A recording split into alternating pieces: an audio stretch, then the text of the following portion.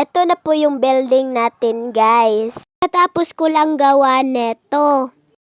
Panoorin nyo lang hanggang dulo, guys.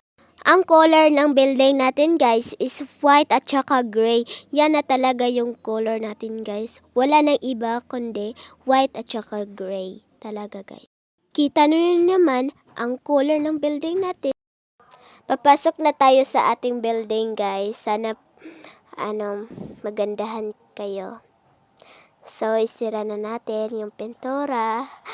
At saka, yan na po yung first floor natin. Diyan ay upuan. Upuan dyan, guys. Basta upuan yan. Tapos, dito naman, guys, dyan sila kukuha ng sweldo nila. Yung natatrabaho dito. Yan.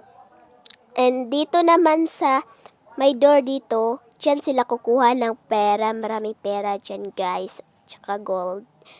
And ito po yung design natin. Sasaka na tayo sa second floor. Welcome to second floor. Ayan na po yung second floor. Di ba maganda? Charot. So, maganda naman talaga siya. And ito, yung computer nila sa pagtatrabaho nila. Yan. 4 yung nandyan, guys. 4. Nandito sa kabila, 2, doon din 2. So, dito, siya lang yung mag-iisa kasi wala nang space. And, ayan na, punta na tayo sa third floor. Ayan, mga book lang dyan. Wala nang iba, kundi book lang dyan talaga. Book. Mag-grading na kayo, guys, ha, yung mga dyan. Hindi marunong magbasa, mag-grading kayo. Hindi kayo puro mag-cellphone. So, ayan, book talaga niyan sila, book.